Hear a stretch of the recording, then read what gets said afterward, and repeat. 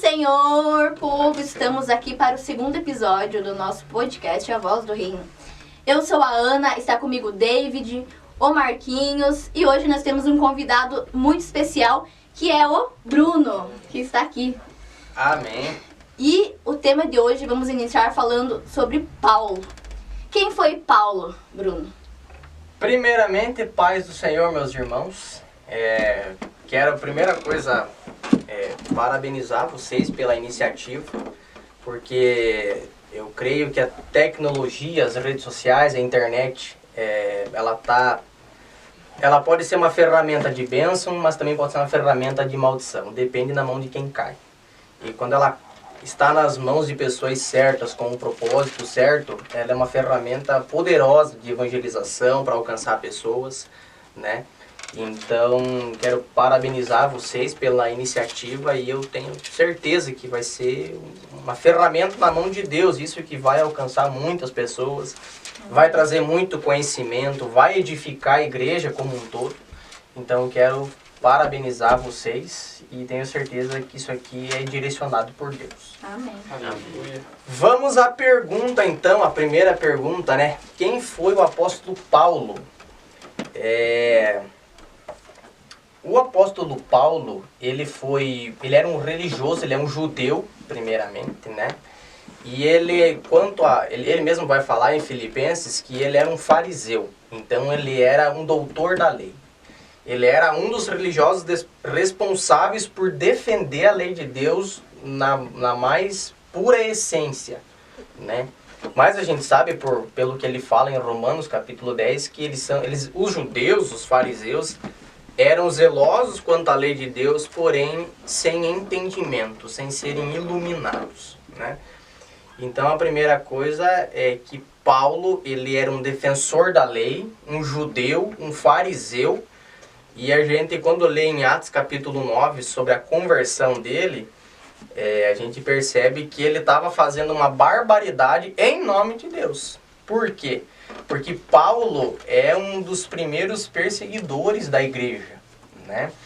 A Bíblia vai dizer no capítulo 8 que quando Estevão estava sendo apedrejado, a Bíblia diz que eles depositavam as suas vestes aos pés de Paulo, né? Que era chamado Saulo também. Sim. Então, Paulo, ele era um religioso, defensor da lei, que prendia e matava pessoas em nome de Deus, achando que estava certo, né? Ele era um zeloso da lei de Deus, mas ele não era iluminado, ele não tinha um entendimento. Faziam isso por, entre aspas, por religiosidade, né? E graças a Deus esse homem se converteu e se tornou um dos maiores cristãos de todos os tempos, né? Eu acho interessante que normalmente agora, quando a gente fala de Paulo, a igreja em si, ela já diretamente ela se relaciona ao pregador dos gentios, né? Aquele que espalhou a mensagem para todo mundo.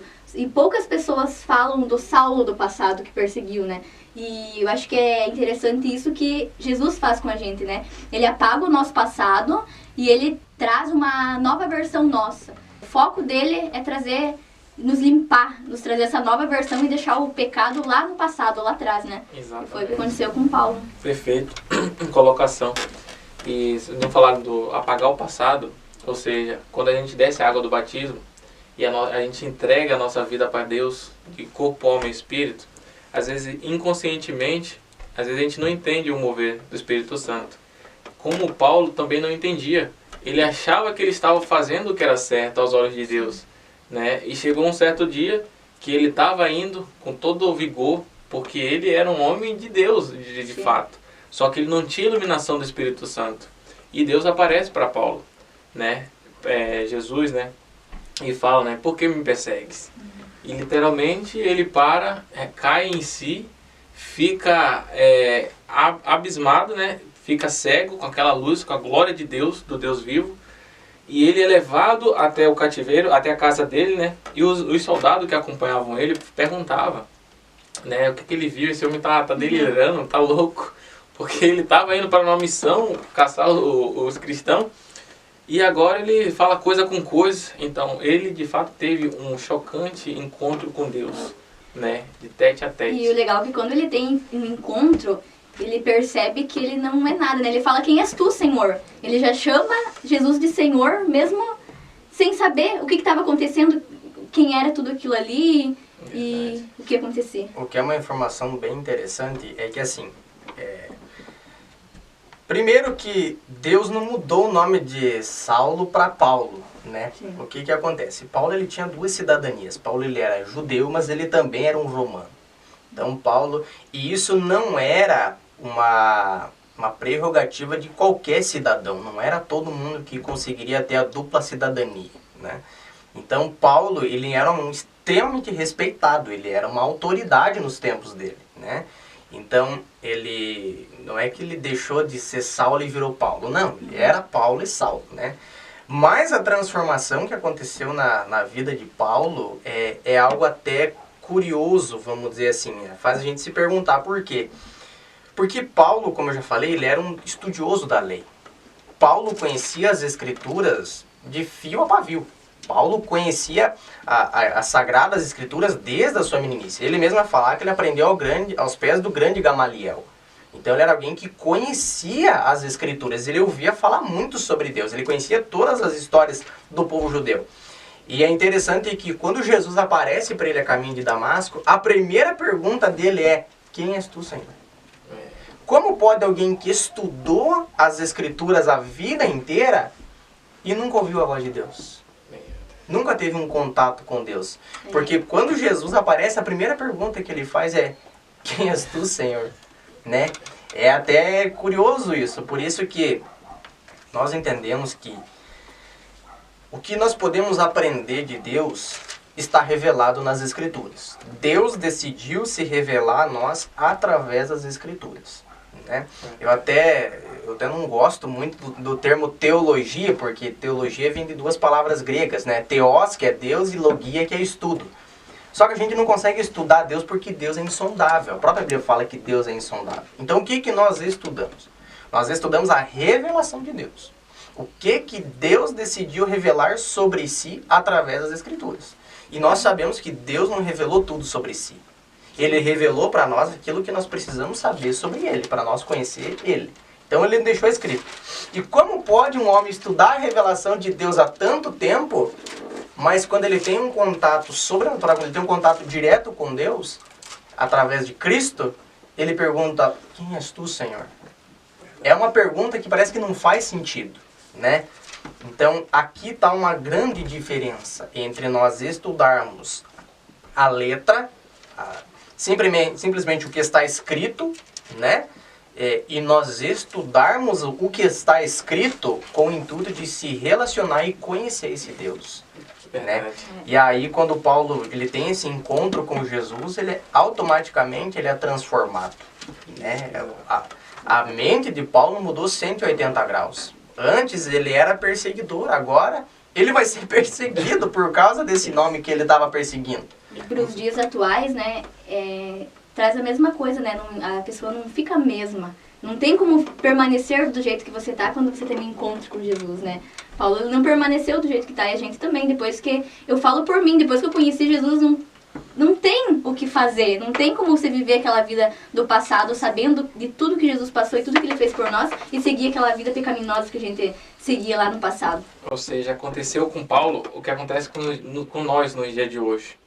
A metanoia, mudança de rota. Ou seja, ele estava indo para um caminho que ia levar à morte. Só que ele estava sendo puro com Deus. Ele estava dando melhor. Só que quando ele ouviu a voz de Deus: quem és tu, Senhor? E ele viu que a rota dele precisava ser moldada. Nós, nos dias de hoje, para vocês que estão nos ouvindo, né, para todo jovem, todas as pessoas que estão nos assistindo, pare e pense, pergunte para Deus, né? Quem és tu, Senhor? Faça a mesma pergunta de Paulo, trazendo para os dias de hoje, para que nós possamos entender a grandeza desse Deus. Porque às vezes a gente está indo para o abismo, às vezes a gente está achando que está agradando a Deus com as nossas atitudes diárias, mas na verdade a gente está entristecendo o Espírito Santo. Por isso que nós devemos parar tudo e fazer a reflexão. Eu queria recitar um versículo, mas antes, se quiser comentar. Não, pode? Que está em Romanos capítulo 13, no verso 11. O próprio Paulo diz, e isso para nos dias de hoje: e digo isto, A vós outros que conheceis o tempo, e já é hora de vos despertar do sono, porque a nossa salvação está agora mais perto do que quando no princípio cremos. Vai a alta noite e vem chegado o dia. Deixamo-nos das obras das trevas e revestimos-nos das armaduras da luz. Aprendemos dignamente como em pleno dia, não em orgias, bebedices, não em pudicices e dissoluções, não em contendas e ciúmes, mas revesti-vos do Senhor Jesus Cristo, e nada disponhais para a carne, no tocante às suas concupiscências. Ou seja, nós devemos, tudo que o Senhor nos quer no dia de hoje, é que a gente se abra mão de nós mesmos, da nossa vida terrena, né?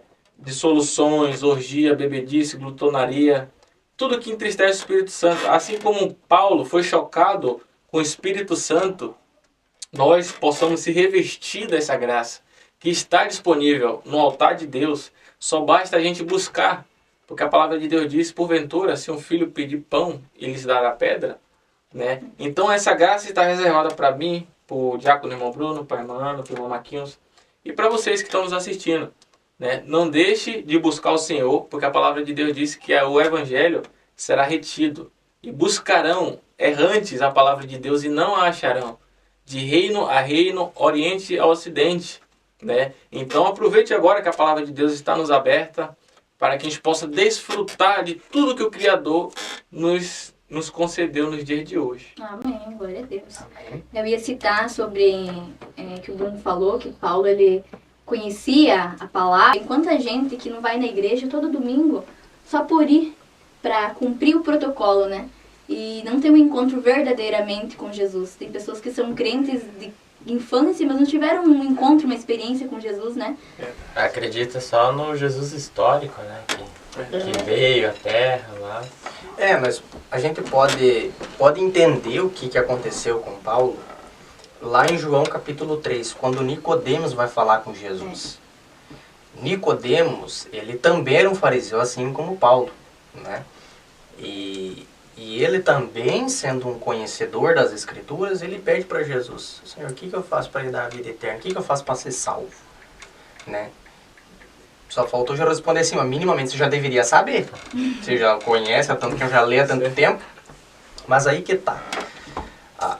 A chave do negócio, a chave para funcionar, vamos falar assim, ela parte do ensinamento que Jesus deu para Nicodemos. Ele falou: Nicodemos, se você não nascer de novo, você não pode ver o reino dos céus. Mas como que eu vou nascer de novo? Como que faz para nascer de novo? Será que eu vou entrar no ventre de minha mãe?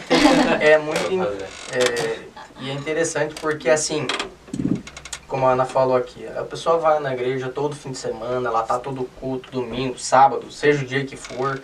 Ela até conhece uns versículos de cor, né?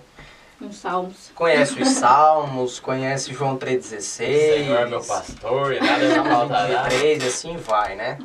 Só que o que acontece?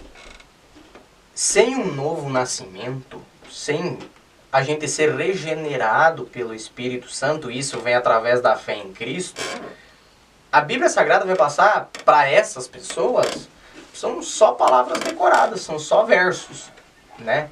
Ele até sabe o que está escrito. Não, tá tudo certo, eu sei, Deus criou no princípio e tal. Mas essa pessoa ela não tem um novo nascimento, né? E eu não estou nem falando ainda da questão do batismo, eu estou dizendo a questão da fé mesmo. De entender a importância do sacrifício de Cristo, do porquê que ela tem que entregar o seu coração para Cristo, né? Até tem muita gente pergunta assim: mas como é que eu faço para ser cheio do Espírito Santo? É uma resposta bem simples. Para você ser cheio do Espírito Santo, você tem que ser vazio de si mesmo. Não tem como você encher algo que já está cheio, né? Então, como que eu faço para nascer de novo? A primeira coisa, eu tenho que me esvaziar de mim mesmo. Eu tenho que entender do que a minha vida está cheia. E eu queria também comentar a respeito da... A Ana comentou sobre a igreja hoje, né? Às vezes vai fria. Tipo, vai vivendo uma vida rotineira, né? O famoso piloto automático, né? Então, como até o discípulo Bruno, o diácono irmão Bruno, desculpa.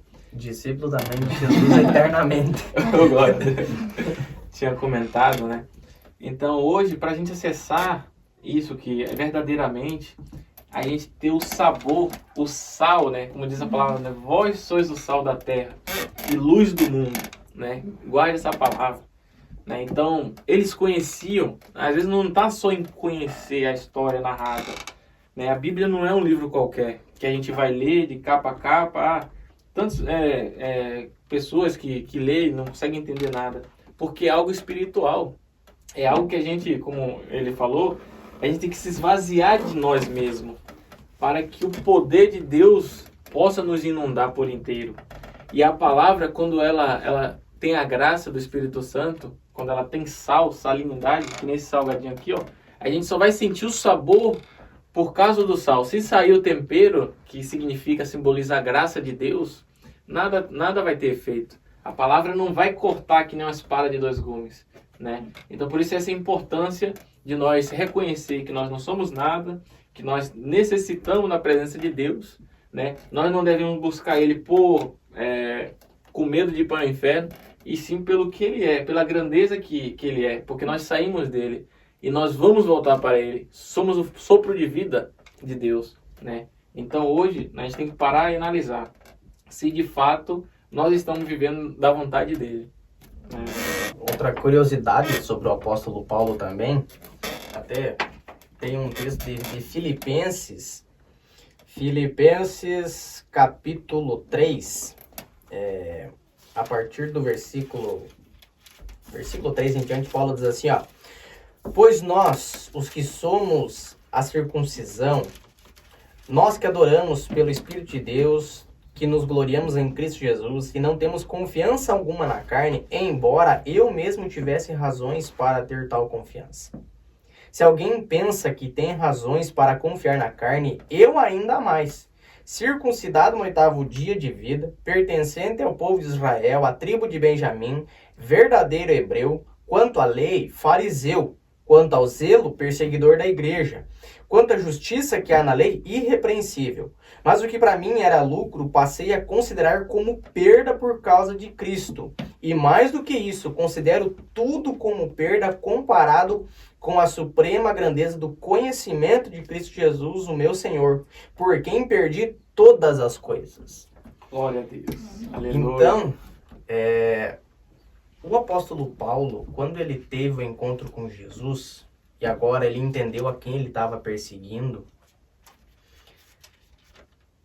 ele teve uma transformação tão grande, o encontro com Jesus para ele foi tão forte, foi tão significativo, que ele fala para a igreja de Filipos que tudo que ele vivia no judaísmo, todas as honrarias que ele tinha no judaísmo por ele ser um fariseu, toda a posição que ele tinha, o homem que ele era diante da sociedade, ele fala que ele considera como perda diante de Cristo. E ele fala que ele perdeu tudo quando ele conheceu Jesus. E aqui é um negócio muito interessante que me chama a atenção sobre o chamado de Paulo. Lá em Atos capítulo 9, na conversão de Paulo, o Senhor fala para Ananias assim no capítulo 9, verso 15. Mas o Senhor disse a Ananias: vai, este homem é o meu instrumento escolhido para levar o meu nome perante os gentios e seus reis, e perante o povo de Israel. Mostrarei a ele o quanto deve sofrer pelo meu nome. Meu Deus. O chamado de Paulo, e não somente de Paulo, o chamado cristão de uma forma geral, o chamado de Jesus para a nossa vida, ele não é um chamado, vamos botar entre aspas, falando nessa vida terrena, não é um chamado de vitórias. Quando Jesus fala lá em Atos capítulo 1, quando ele fala para os discípulos não se ausentem de Jerusalém, fique aqui até que do alto sejais revestidos de poder, e vocês serão as minhas testemunhas, tanto em Jerusalém, Judéia, Samaria, até os confins da terra. Essa palavra testemunha, no original grego, a palavra testemunha é mártir, ou martus, que é a mesma palavra. Então o chamado de Jesus para nós é o chamado para o martírio. Jesus falou para aqueles discípulos: fiquem aqui, para que vocês sejam cheios do poder. E aí, se a gente fosse ler a grosso modo, falando no nosso tempo de hoje, não, você tem que ser cheio do poder para você ser poderoso, né? Para você ser cheio dos dons. E Jesus falou: não, fiquem aqui, porque vocês têm que ser cheios de poder para vocês serem os mártires. Vocês vão ser minhas testemunhas. E o apóstolo Paulo, quando Jesus encontra ele, chama ele, está falando para Ananias, qual que seria o papel de Paulo na obra de Cristo, ele fala, e eu vou mostrar para ele o quanto ele deve sofrer pelo meu nome. Eu até falo na escola bíblica isso. Se hoje chegasse um profeta para nós e falasse, ó, Jesus está te chamando para a obra, a gente na hora ia falar, né, amém, glória a Deus, conta comigo, Senhor. Porém, você vai sofrer, você vai perder tudo, você vai ser decapitado, você vai perder casa, você vai perder bens, você vai perder família, você vai perder a tua vida para que outras pessoas sejam alcançadas por esse evangelho. Muitos de nós iriam dizer que aquela profecia não era de Deus. É, verdade. Mas para Paulo, quando o Ananias vai e ora por ele, a Bíblia fala que Paulo foi cheio do Espírito. Naquele momento, creio que Paulo teve a convicção do seu chamado. Ao ponto que ele fala que as algemas de Cristo eram motivo de orgulho para ele. Até quando ele recebe a profecia que quando ele descesse para Jerusalém, ele seria preso e tal... os irmãos interrogam ele e falam, fica conosco, por favor, não desça. Ele fala, por que vocês estão me causando tristeza? Me deixe sofrer por Jesus, eu tenho que cumprir o meu propósito. Morrer por Cristo é uma honra para mim.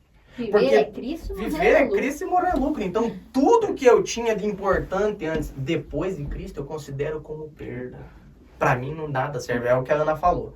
Uma vez que você tem um encontro real com Jesus, uma vez que você nasce de novo, conforme diz João, o Espírito Santo te convence do pecado, da justiça e do juízo, você percebe que as coisas terrenas desse mundo parece que elas perdem o valor. Elas nem se comparam. Você coloca na balança, ou eu fico com Cristo, ou eu fico com os meus prazeres. Você vê que é uma conta que não fecha, não bate. Por isso que eu falo que tudo se resume em a fé em Cristo e o novo nascimento através de Cristo. Porque caso contrário, a gente vai ser simplesmente mais um fariseu, que cumpria o protocolo, cumpria a mitzvah, cumpria os mandamentos, fazia os banhos de purificação, mas ele era lavado cerimonialmente, ele era puro cerimonialmente, mas não era puro diante de Deus. Não tinha um coração tratado. É o que Jesus fala para Nicodemos. Nicodemos, é o seguinte, meu amigo, se você não nascer de novo, você não vai conseguir ver o reino dos céus. Você não vai conseguir entender que o que eu faço é Deus que me enviou. Porque você não nasceu de novo. Ao ponto que aqueles fariseus eles eram tão endurecidos para a mensagem do reino de Deus, que eles diziam que Jesus expulsava demônios por Beelzebul, do que diziam que aquilo era obra de Deus. Então, a pessoa não nascer de novo, ela não ser transformada pelo Espírito Santo, vai tornar ela simplesmente mais um religioso. Que é o que muitas vezes acontece. A pessoa vem para a igreja e ela fica no meio da igreja. Por quê? Porque ela gosta da música, ela gosta do ambiente, ali todo mundo trata ela muito bem, ela é muito acolhida e ela gosta daquele ambiente e ela fica ali. E para ela tá tudo certo. Ela sabe que todo sábado, domingo tem culto, né? E ela fica ali vivendo dia após dia, mas quando sai da igreja, não houve transformação. Sim. Não houve o autoesvaziamento para ser cheio dele. Né? Não teve a transformação do Espírito Santo. E aí essa pessoa fica ali dentro. Ela se enquadra lá na parábola de Jesus, em Lucas capítulo 15, se não me falha a memória, quando ele conta a parábola da ovelha perdida, da dracma perdida e do filho pródigo. Né? Essas pessoas é uma dracma. Ela está dentro de casa, sim, mas ela não sabe que está perdida. Ela não entende isso. Então, por isso que quando pregarmos o evangelho para as pessoas, temos que ressaltar o novo nascimento. Porque sem a transformação do Espírito Santo, a gente simplesmente vai ser um convencido e não um convertido. O pastor César Cavalcante fala, ela pode até ser sincera, mas um sincero e enganado, ele está sinceramente enganado. Né? Então, e você comentou antes sobre Ananias e se alguém chegasse e falasse para você que você teria que morrer pelo evangelho e tal, a pessoa falaria que é uma profecia falsa. Eu me coloco no lugar de Ananias, se fosse hoje em dia. Jesus mandou você, David, ir lá atrás de um homem que mata, persegue a igreja de Cristo. Você precisa ir lá para ajudar essa pessoa. Você iria? Você iria sabendo que aquela pessoa pode te matar? Ele até questiona, né? Porque no versículo 13 ele respondeu a Ananias, Senhor, tenho ouvido muita coisa a respeito desse homem e de todo o mal que ele tem feito aos teus santos em Jerusalém. Ele chegou aqui com autorização dos chefes dos sacerdotes para prender a todos que invocam o teu nome. Ele já estava se desculpando diante de Deus. Senhor, acho que é melhor não. Ó, Tem Jesus, outro. não sei se o senhor conhece ele, mas o Paulo não é fácil lidar com ele, não. E hoje, graças a Deus, eu ouvi essa palavra, boa essa palavra, né? Porque de fato a gente consegue sentir o genuíno evangelho. É aquele famoso texto, né, que vai doer, mas vai curar, né?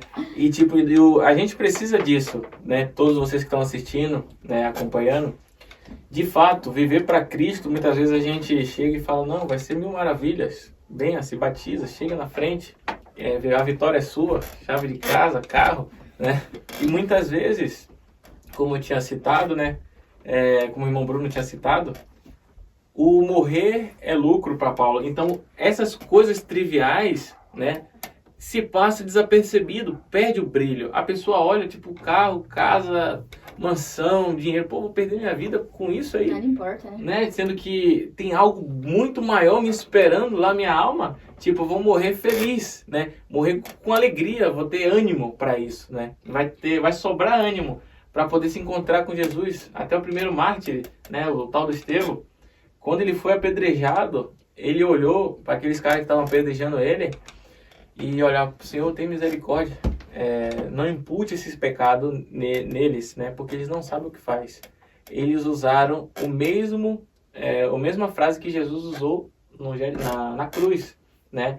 Ele conseguiu entender a cegueira espiritual daquele povo, né, que eles apedrejaram por estar sustentando o evangelho.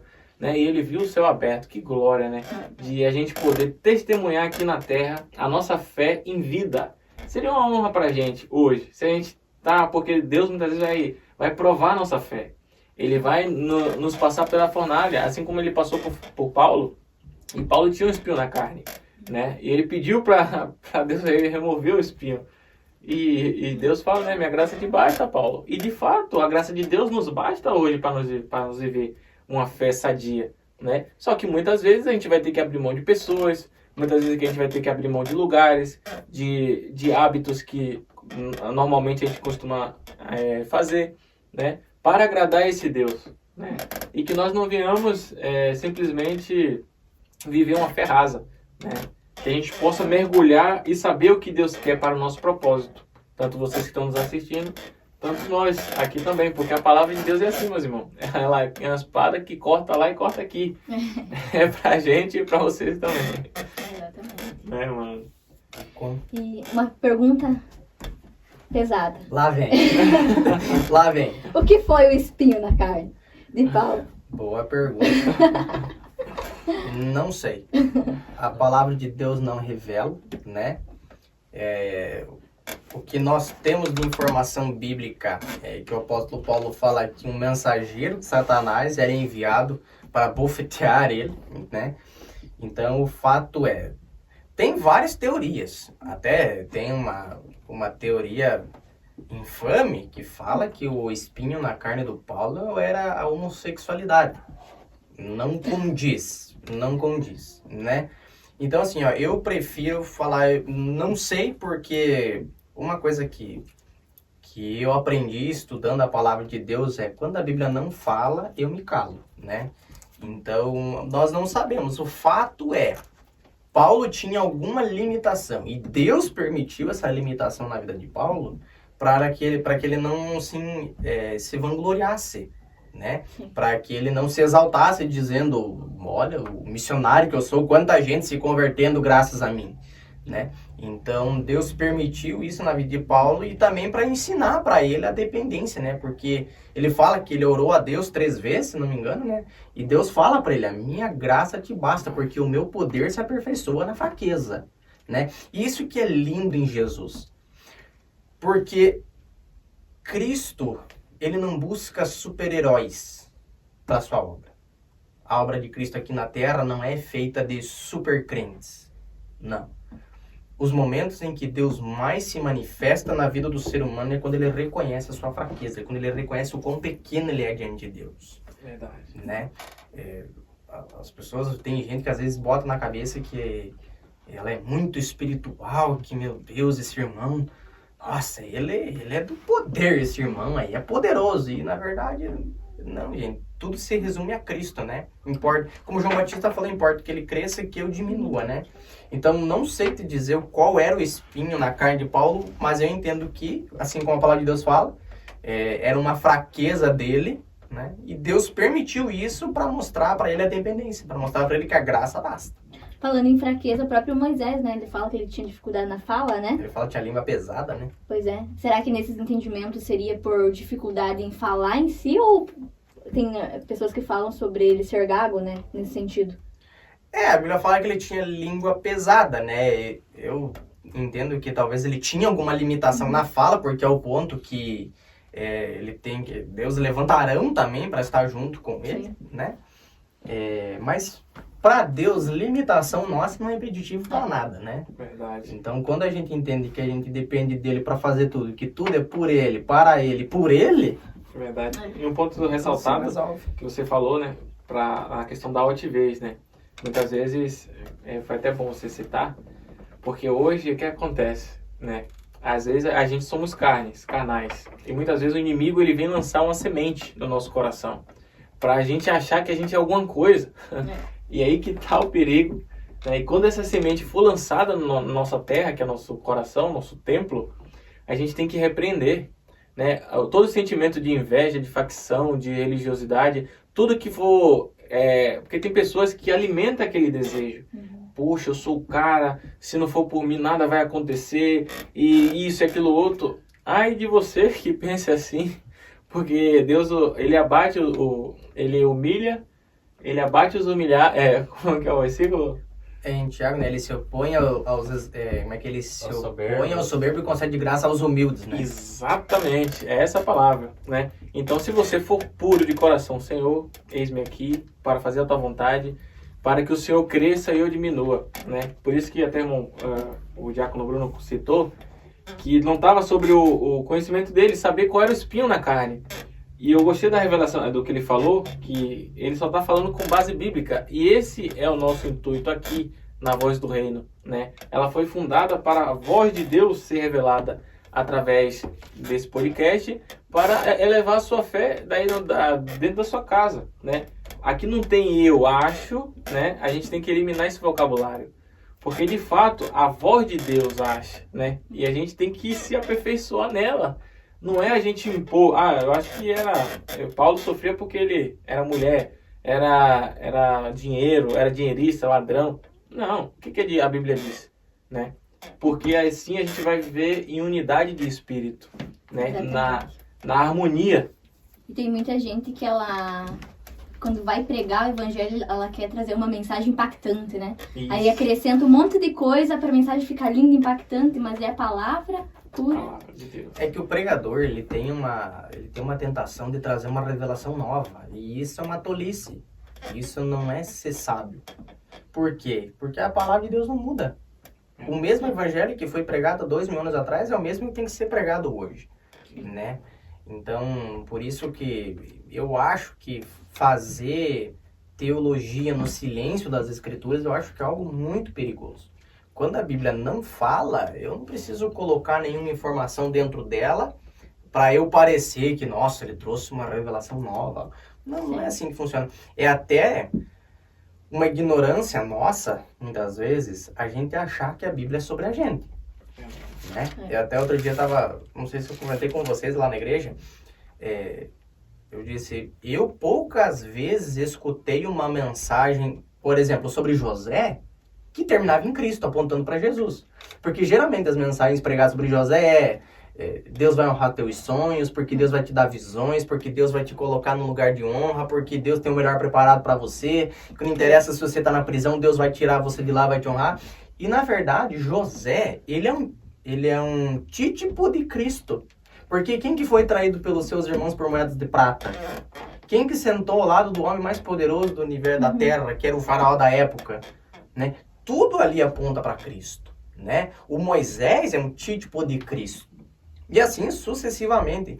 A Bíblia inteira, ela converge em Cristo. Aleluia. Ela converge em Cristo. Glória Então, quando a gente pega um texto, por exemplo, e eu me coloco naquela situação, eu acho perigoso, porque a Bíblia o tempo todo ela está apontando para Jesus. Tudo converge em Jesus, né? Então, eu acho às vezes meio perigoso a gente falar, olha, eu sou como Moisés, eu vou me colocar no lugar de José para receber a honra de Deus, e na verdade ali está apontando para Cristo o tempo todo, né? A Bíblia está... Tem muitas pessoas que falam que Jesus está só no Novo Testamento, né? E está totalmente errado, né? Porque lá atrás, Isaías já profetizava sobre a volta de Jesus. Salmos 22 é um salmo profético, né? Gênesis fala de Jesus. Gênesis 3,15, né? Verdade. Vou botar uma inimizade entre a tua descendência, ele falando para a serpente, e o descendente da mulher. Porque ali não fala de muitas pessoas. Ali está falando de botarei inimizade entre a sua descendência, falando para a serpente, e o descendente da mulher. Então, ali já está apontando para Jesus o tempo todo, né? Então, a gente se colocar dentro da história e falar, não, eu sou Moisés, eu sou como Elias. Eu já vi alguns pregadores, né? Você tem que ser como José, porque Deus fez você para governar. E, na verdade, isso não é ser sábio, né? Tem muita gente parecendo com Jonas. Fugindo. Pois é. A gente tem que se colocar engraçado, ninguém quer ser como Judas, né? E sendo que a gente mais parece com Judas do que com José. Porque a gente... Tem tendência para o erro, né? Perfeito. Judas trocou Jesus por 30 metros de prata. A gente troca Jesus por muito menos, às vezes. Verdade. Né? Mas daí Judas ninguém quer ser. Né? Eles crucificam Judas, né? Só martelam Judas, mas Tá Judas certo. Ele fez tudo o que ele fez porque tá com o coração cheio de Satanás. Isso é verdade. A gente também não pode passar a mão na cabeça do Judas e falar que o que ele fez tá resolvido. Não. Mas o Judas também representa muito a gente. Porque Judas traiu Jesus por vamos botar entre aspas aqui, uma miséria, porque 30 moedas de prata na época não se comprava praticamente nada de interessante, né? Até o preço de um escravo, né? Um escravo, e até tem um estudo arqueológico que fala que 30 moedas de prata podia comprar um camelo. Ele trocou Jesus por um preço que comprava um camelo, né? A gente troca Jesus por muito menos. Quando a gente decide ferir a Jesus com nossos pecados, ao invés de nós resistirmos, ali nós estamos trocando Jesus. Entende? Porque a natureza humana é essa. É verdade. Nós somos assim, né? Quero ver a voz do Marquinho. Mas o Marquinho tá quieto. E o Marquinho, quando ele começa a fazer pergunta...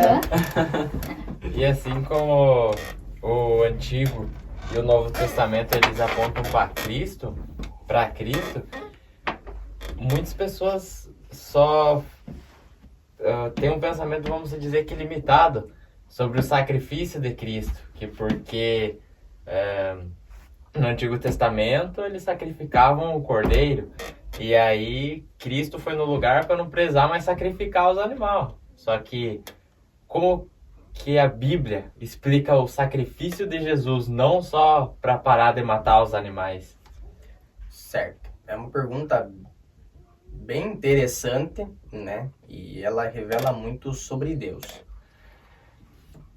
O Antigo Testamento todo, o rito judaico, todo ele gira em torno do sacrifício. O tempo todo. No Antigo Testamento, quer se relacionar com Deus, envolvia o sacrifício. Por quê? Porque lá em Gênesis, quando o homem cai, quando o homem peca, a palavra de Deus fala que Deus mata animais para cobrir a nudez de Adão e Eva, né? Então, quando Adão e Eva peca, a primeira consequência do pecado deles foi perceber que estavam nus. Aquela foi a primeira consequência do erro deles, né? E a Bíblia fala que Deus, então, mata esses animais para cobrir o erro de alguém que pecou, que foi Adão e Eva. O animal não tinha nada a ver com a história. O animal era totalmente inocente aquilo. Ele não precisava pagar o preço com a própria vida pelo um erro que não foi ele que cometeu. Então, o tempo todo, a Bíblia fala que o salário do pecado é a morte. Então, aonde tem pecado, aonde tem descumprimento da palavra de Deus, precisa ter sacrifício, precisa ter sangue. Por quê? Porque lá atrás, lá em Gênesis, Deus cobriu um pecado através de um sacrifício. Então, todo o Antigo Testamento, a desobediência, ela é paga a preço de sangue. Por quê? Porque sangue foi derramado para cobrir pecado. Então, o Antigo Testamento gira tudo em torno do sacrifício. O povo queria se relacionar com Deus, tem que ter o sacrifício. Quer pedir perdão do seu pecado? Tinha que ter sangue derramado, tinha que sacrificar. E o tempo todo a Bíblia está apontando para o sacrifício de Cristo. Por quê? Porque a Bíblia vai dizer, eu me recordo qual que é o texto agora, depois a gente dá um Google para lembrar aqui, a Bíblia fala que Jesus, em 1 Pedro, se eu não me engano, que Cristo havia morrido antes da fundação do mundo. Então, antes o primeiro movimento de Deus, a primeira ação de Deus não é a criação. A primeira ação de Deus é o sacrifício. O primeiro mover de Deus antes da criação é o sangue vai ter que ser derramado por conta da desobediência. E o tempo todo a Bíblia está apontando para esse sacrifício. O tempo todo. Abraão que foi lá para sacrificar Isaac, e assim sucessivamente, né? Então, por isso que eu falo que todo o Antigo Testamento, ele converge em Jesus Cristo, ele aponta para Cristo. E aonde tem desobediência, tem que ter sangue derramado. Tem que ter sangue derramado, né? E é interessante de por que Jesus precisava morrer. Lá no jardim, lá no Gênesis, lá no jardim do Éden, antes da criação, tudo era perfeito, tudo era harmonioso. Deus criou tudo perfeito. Aquele animal que morreu era perfeito. Aquele animal que morreu era sem culpa, era sem mácula nenhuma. Isso já apontava para o sacrifício de Cristo, né? Que o que morreria pela humanidade, ele era perfeito. Isso já apontava para o sacrifício, né? E só que chegou um tempo em que a maldade do coração humano foi tamanha que o sacrifício de animais já não resolvia o problema. Por quê? Porque já não tinha mais um coração contrito. Já não tinha mais o coração quebrantado. O sacrifício já não era através do arrependimento. Eu me arrependo, eu pequei, eu sei que eu preciso me consertar com Deus. Então eu vou lá e ofereço o sacrifício. Só que acho que em Isaías, se não me falha a memória, Deus fala, eu não quero mais o sacrifício de vocês porque o cheiro do sacrifício de vocês me anoja. Por quê? Porque não tem mais quebrantamento. Não tem mais arrependimento. Então, o tempo todo, assim como precisa do sacrifício, precisa do coração contrito, precisa da conversão, né? Então, é por isso que eu entendo por que Cristo precisava morrer, por que Cristo precisava se sacrificar. Porque ele é o sacrifício perfeito, o sacrifício expiatório que paga não somente a culpa de um pecador, mas a culpa de todos os pecadores. Por quê? Porque antes da fundação do mundo, Deus tinha estabelecido que aonde tivesse desobediência, onde tivesse transgressão, tinha que ter sangue derramado e sangue inocente. Por isso que Cristo precisava pagar o preço por nós. E o que mudou do Antigo Testamento para o Novo, após Jesus morrer e ressuscitar? Pensa essa pergunta. Ele não fala, né? Mas quando fala... Não, eu falo, Marquinhos, quando ele começa com as perguntas, é benção, assim, né? É um tesouro de Deus na terra. Vamos lá. O que mudou? Eu quero abrir em Hebreus. Já peguei um punhadinho aqui de salgadinho. Vamos abrir a palavra de Deus em Hebreus. Hebreus, né? Inclusive, não tem um autor, o livro de Hebreus. Tem um bom debate sobre isso. Quem é o autor dos Hebreus? Quem é o autor? Hebreus capítulo 10, a Bíblia diz assim, ó, a lei traz apenas uma sombra dos benefícios que hão de vir, e não a sua realidade. Por isso, ela nunca consegue, mediante os mesmos sacrifícios repetidos ano após ano, aperfeiçoar o que se aproximam para adorar. O que a palavra de Deus fala? Deus, ele deu as leis, certo? O propósito é, por que Deus deu as leis? Por que Deus deu a lei para Moisés e assim sucessivamente? Primeira coisa, absolutamente ninguém na terra passa no crivo de Deus dos 10 mandamentos. Que é chamado também de decálogo, né? São os 10 mandamentos. Então, se a gente não consegue passar, a gente não passa nesse crivo, a gente não consegue viver integralmente esses 10 mandamentos, por que Deus deu ele? Parece uma contradição, mas é uma questão bem simples. Deus deu as leis para mostrar para o homem que a gente não passa no crivo de Deus. Que a gente não consegue se livrar da nossa culpa. Por quê? Porque a gente é caído. Então, o propósito da lei é mostrar a pecaminosidade do homem. Até tem um livro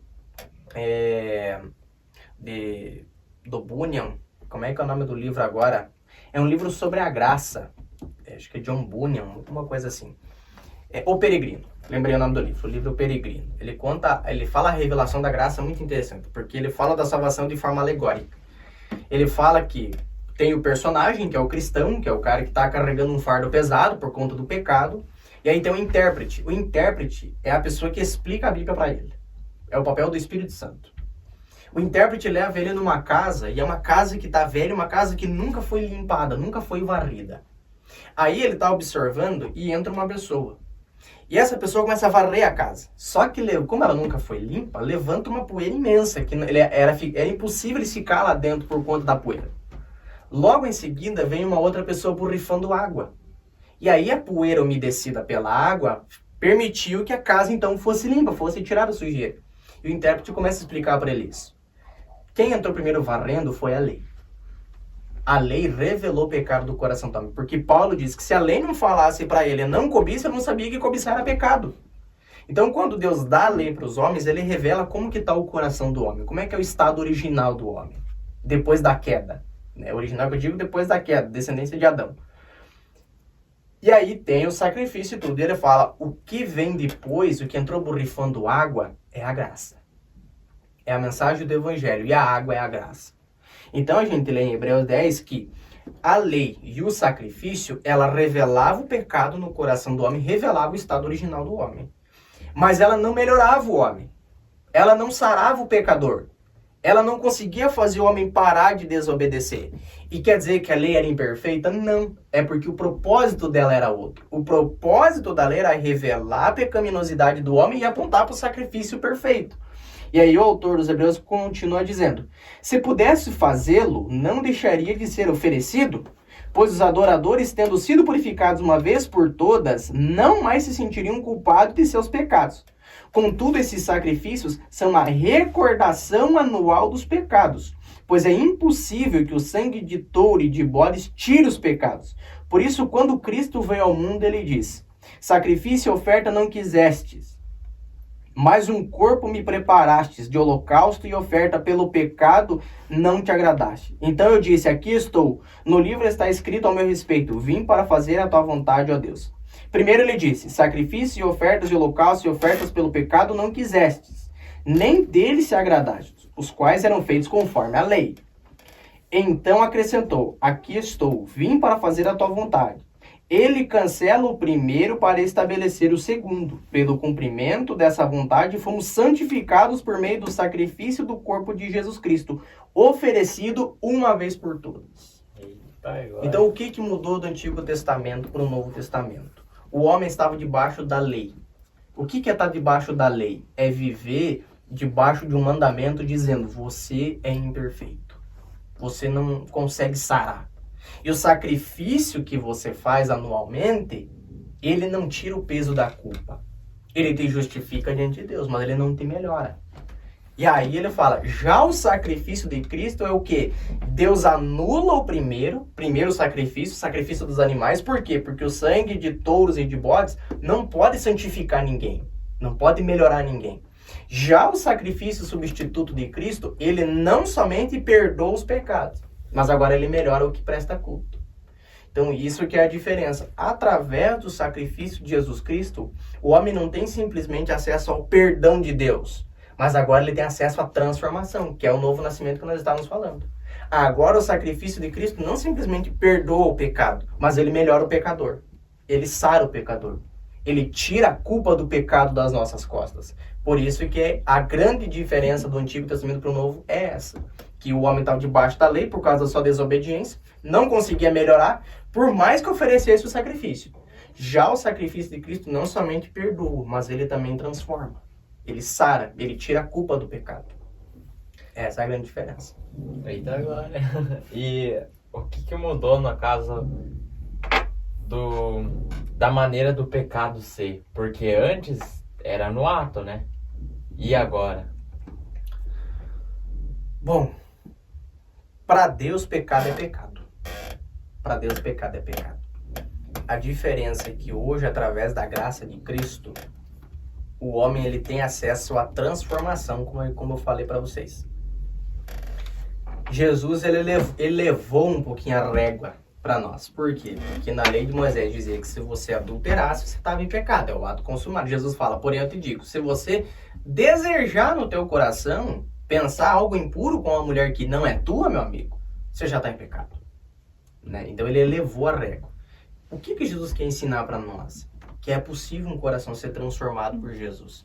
Se um coração verdadeiramente se arrepender dos seus pecados, confessar Cristo como seu Salvador e depositar sua esperança nesse sacrifício, ele tem um coração transformado. Mas diante de Deus, pecado é pecado.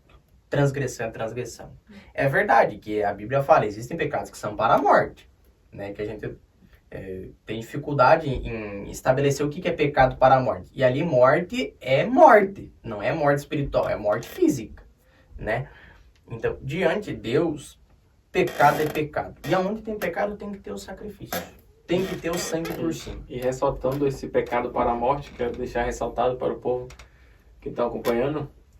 Eu, no meu modo de ver, né, perante a Bíblia, sobre o templo que é santo, que a palavra de Deus diz, quem destruir o nosso corpo, que é templo do Espírito Santo, será destruído. E de fato, esse pecado leva à morte.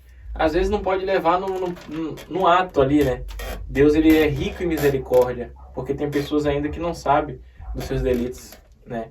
Então, que tem um coração puro. Então, como o discípulo irmão Bruno falou, eu volto a dizer, né? Nós temos que ter um coração contrito com a palavra de Deus e pautado. Porque se a gente simplesmente desprezar o Evangelho conforme aprendemos e profanar, que nem uns dos profetas profanaram, né, com os filhos de Eli, se não me falha a memória, a gente vai acabar cometendo um erro grave e vai ser destruído através da palavra de Deus.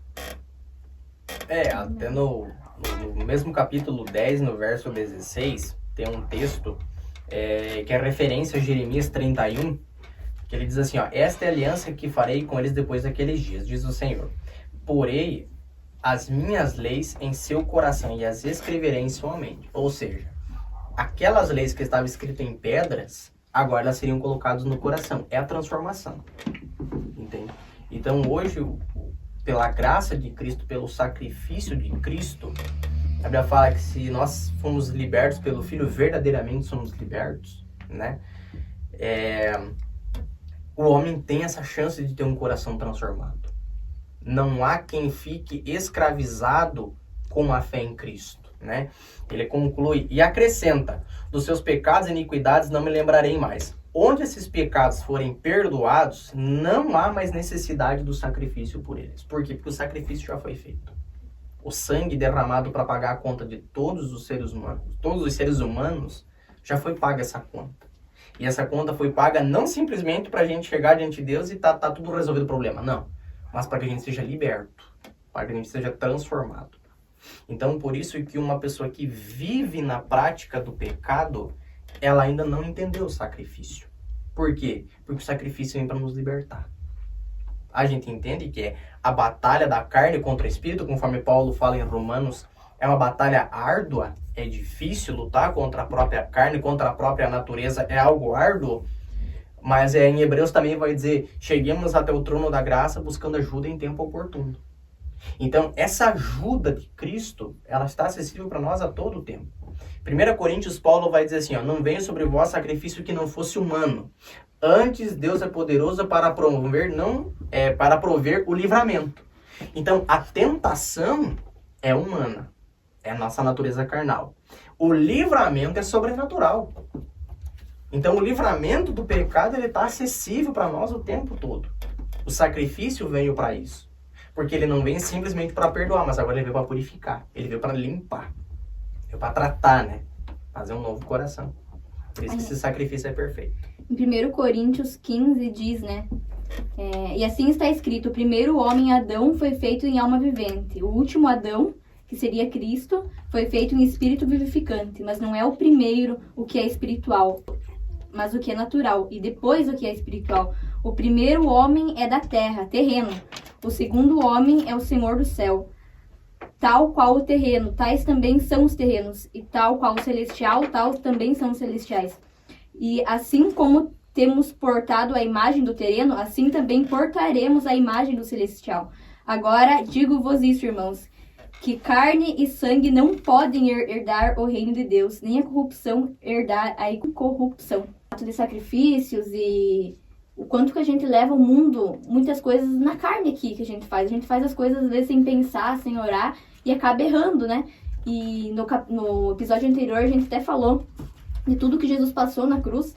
E é uma luta constante entre a carne e o espírito. Se for ver no passado, matar um animal inocente, um cordeiro inocente, para encobrir o nosso pecado, depois de Cristo, vale a pena nós pecar sabendo de tudo aquilo que Cristo passou por nós? E fica esse questionamento, né? Nada vale a pena depois do que Jesus fez por nós. Ninguém daria seu filho, ninguém se submeteria a fazer isso se não fosse por amor, pelo tamanho amor que Jesus tem por nós. E uma coisa que é fato, sabemos que esse sacrifício ele é perfeito, e agora a gente não é perfeito. Até 1 João ele fala, né? Filhinhos, vos escrevo isso para que não pequeis. Porém, se pecardes, sabeis que tem um advogado diante do Pai, Jesus Cristo, o homem, né? Então, no momento que a Bíblia fala que nós deixaríamos de ser pecadores, somos falhos, imperfeitos. Em algum momento, cairão, a gente vai cair. Em algum momento, a gente vai fracassar. Porque a gente não é perfeito. Como eu falei, a gente não consegue passar no crivo dos 10 mandamentos de Deus. Então, só que qual que é o problema? Você pecar sem o sacrifício perfeito é um problema. Por quê? Porque 1 Coríntios, acho que é 15 também, Paulo vai falar, por isso que Deus confiou em nós o ministério da reconciliação, né? Quando a gente tem costume de falar, né, quem quer aceitar Jesus e tal, mas biblicamente falando, quem quer se reconciliar com Deus através de Jesus. Por quê? Porque o ser humano ele nasce separado de Deus. Ele nasce com uma dívida. Que dívida é essa? A dívida do pecado, né? Então, se eu cair, se eu tropeçar, se em algum momento eu pecar contra Deus, eu sei que eu tenho um advogado diante de Deus. Por quê? Porque eu sei que o sangue está na minha vida. E eu posso recorrer a isso, né? Por isso que eu costumo ensinar que uma vez que a gente é iluminado pelo Evangelho, o sacrifício de Cristo derramado na nossa vida, o pecado na vida do cristão ele já não vira mais um encontro marcado. Ele é um acidente de percurso, né? Ele é um acidente de percurso, já não é mais premeditado, entende? Mas a nossa natureza é falha, a nossa natureza é caída. Então, até Jesus Cristo voltar e a gente ser glorificado, conforme a palavra de Deus fala que teremos um corpo transformado, e esse corpo transformado é Jesus tirar de nós a natureza pecaminosa, até lá a gente é suscetível ao erro. A gente nunca vai conseguir ser perfeito diante de Deus. A questão é, se hoje eu pecar, eu sei que eu tenho um sacrifício que tira de mim essa culpa. Isso que é o mais importante, né? Exato. E quero ressaltar também sobre a questão do pecado involuntário. O grande erro, nós hoje que conhecemos a palavra, eu vou ler agora em Hebreus capítulo 10, verso 26, que fala sobre o pecado involuntário. Amém? Se os irmãos puderem abrir também para acompanhar. A diferença é quando a gente peca, né? A gente já citado no episódio anterior, pecado acidental, né? É quando o cristão, nós hoje não temos o intuito de pecar, porque nós de fato somos carne. A gente tem uma pendência para o mal, né? Porque nós nascemos através do primeiro pecado que surgiu na terra e já vimos para o mundo com esse pecado. Só que o erro é quando a gente sabe que é errado, a gente conhece a palavra de Deus e Deus está falando, filho, é errado. E aí a gente fica premeditando aquilo. Poxa, eu vou fazer assim, vou fazer assado, vou fazer assim. Dá para ver que a pessoa não houve uma conversão genuína, né? Foi algo que simplesmente, vamos supor, né, aquele cristão que está um pé no mundo, um pé na igreja, que não dá crédito à palavra de Deus, não credibiliza a presença de Deus na vida dele, né? E até como o discípulo Bruno, ele comentou sobre o altar. Desde o início ele está falando sobre a questão do sacrifício, que foi uma pergunta pelo irmão Maquino. E hoje nós temos o privilégio de ser o templo de Deus, né? O templo que é puro, né? Se de fato a gente priorizar a presença de Deus em nossa vida, Deus, ele vai nos priorizar através da unção dele, da nossa vida. Porque sem a graça de Deus nós não somos nada. Como até citamos, né? E eu vou ler no Hebreus 10, que diz assim, ó, no verso 26. Porque se vivermos deliberadamente em pecado, depois de termos recebido o pleno conhecimento da verdade, já não resta mais sacrifício pelos pecados. Quando eu ouvi esse versículo, eu fiquei, meu Deus do céu. Que palavra! Por quê? É como a gente estivesse crucificando um Cristo de novo. É como se a gente provasse dos dons vindouros. É como se a gente conhecesse a palavra de Deus e falasse, não, mas eu escolho o pecado. Eu quero entrar no mesmo buraco de onde Cristo me tirou. Aí entra a questão de Lúcifer lá no céu, né? Lúcifer tem perdão? É uma pergunta para o próximo episódio. Mas assim, o pecado involuntário o pecado involuntário é algo muito grave, né? E a nossa alma está em risco, né? Se de fato a gente desprezar o que nós conhecemos a palavra de Deus, depois de a gente ter provado o conhecimento, como está escrito na palavra, já não resta mais sacrifício, né? Ou seja, no verso, na parte B do versículo 27, pelo contrário, certa expectação horrível de juízo e fogo vingador, prestes a consumir os adversários. Lembra que quem peca tem pecado que é para a morte? Né? Aí entra aqui também. Juízo e fogo vingador, prestes a consumir o adversário. Sem misericórdia, morre pelos depoimentos de 2 ou 3 testemunhas que tiver rejeitado a lei de Moisés.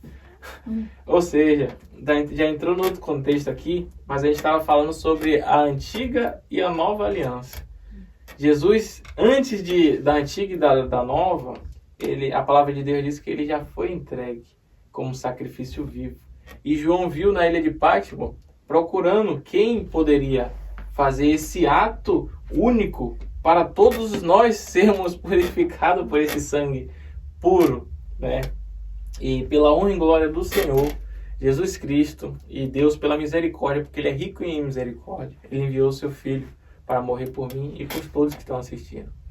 Amém. Capítulo 9 também, verso 28 diz: Assim também Cristo ofereceu-se uma só vez para lavar o pecado de muitos, e aqueles que o buscam, Ele aparecerá pela segunda vez, sem pecado, para a salvação. A palavra de Deus é maravilhosa mesmo, porque é aquilo que a gente estava falando no início. Quando a gente procura conhecer as Escrituras com o propósito certo de conhecer quem Deus é de fato, Ele se revela através das Escrituras para nós, né? Uma vez que a gente é iluminado por essa palavra, a gente não consegue mais ser o mesmo, né? A gente, que nem o irmão Davi leu o texto aqui de Hebreus 10, né? Falando, se uma vez deliberadamente continuares a pecar, depois de receber o conhecimento da verdade. Então ele está falando de alguém que é ignorante. Uma coisa é a pessoa que nunca ouviu a mensagem do Evangelho, ela nunca teve um encontro com Cristo, não passou pelo novo nascimento e tal. É uma coisa. Agora, a pessoa que ela conhece, é iluminada. Até o texto, ele vai continuar, né? Verso 29, quão mais severo castigo julga vocês e merece aquele que pisou aos pés do Filho de Deus, profanou o sangue da aliança pelo qual ele foi santificado e insultou o Espírito da graça. Então não é alguém que é ignorante. Não é alguém desconhecido. É alguém que conhece. É alguém que foi iluminado. Alguém que já foi santificado pelo sangue, né? É aquela história, se você sabe o que é pecado e mesmo assim você faz exatamente o que o diabo faz. E é que nem a gente falou assim, ó, e o texto está dizendo, não é que assim, ó, vamos pegar um exemplo bem grotesco aqui, vamos inventar. Não pode botar a garrafinha do lado do copo. Se você colocar é pecado. Aí uma vez eu coloquei a garrafinha do lado do copo, agora Deus vai me jogar no fogo do inferno para toda a eternidade. Não, não é assim que funciona. As pessoas pensam que Deus joga pessoas no inferno a bel prazer. Não, pecou. E isso é coisa que os homens dizem. Para os homens, você pecou, muitas vezes, para você está condenado, você está perdido. E não é assim que funciona. Porque Jeremias fala que a misericórdia de Deus é a causa de nós não sermos fulminados. E a Bíblia fala em Jeremias também que a misericórdia do Senhor se renova todas as manhãs, né? Então, não é porque eu cometi um pecado que Deus vai me jogar no fogo eterno. Não é assim que funciona. O texto está dizendo uma pessoa que continuamente está pecando, vivendo na prática do pecado, deliberadamente, depois de ser iluminada pelo Evangelho. Então, aqui não está falando de uma pessoa que cometeu um pecado, que ela cometeu um erro, um deslize, e agora a condenação dela é eterna. A Bíblia está dizendo de pessoas que foram iluminadas e ela simplesmente decidiu falar assim, ó, eu vou me perder. 1 Pedro, 1 e 2 Pedro diz, e aí para essa pessoa se cumpre um adágio verdadeiro, que a porca volta a volver-se na lama e o cão volta a lamber o seu vômito. É isso que a Bíblia compara. Ou seja, como é que nós podemos ver, né? Como é que nós podemos sentir que nós não estamos pecando para a morte? É quando a gente, de fato, perde o desejo de se arrepender. Porque quando o Espírito Santo se retira do templo, que é santo, puro, a gente não vai ter mais aquele ânimo para se arrepender, porque é o Espírito Santo que convence o arrependimento. Não são as nossas palavras, por mais que nós temos a função de fazer o ID, né? Mas enquanto nós estamos falando, pregando a palavra, falando de Deus, o papel do Espírito Santo é comover o seu coração. E o coração de cada um. Mas o que é que acontece? Quando, de fato, a presença de Deus, o Espírito Santo se remove, é como ele estivesse falando, pô, filho, você não fez essa escolha, você já fez a sua escolha, você não me quer mais. Então a pessoa que começa esse tipo de pecado voluntário, é de fato que a pessoa que entrou e não quer isso para a vida dela, né? Também não somos nós para julgar. Cada um tem um livre-arbítrio, né? Como eu citei no episódio anterior, ninguém está aqui obrigado a seguir a Deus. Cada um tem o seu livre e espontânea vontade, né? De fazer o que quiser, né? E a palavra o salmista Davi diz, né? Que nosso prazer está na lei do Senhor e nela meditarei de dia e de noite, né? Porque somos lavados, remidos pelo sangue do Cordeiro. Abençoados são os homens que não andam segundo o conselho dos ímpios e não caminham segundo o caminho dos pecadores e não se assentam nas cadeiras dos escarnecedores. Oh, glória! O seu prazer está na lei do Senhor. Aleluia, que palavra! Eu falo, o maior texto da Bíblia Sagrada, o Salmo 119, tem 176 versos só falando que a lei de Deus é boa. Que a palavra de Deus é perfeita, né?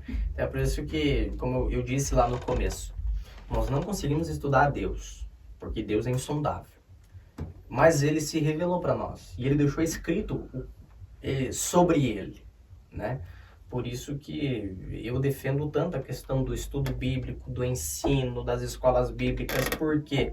Porque eu entendo que a única maneira de nós conhecermos a Deus é através da revelação. E a revelação está escrita, né?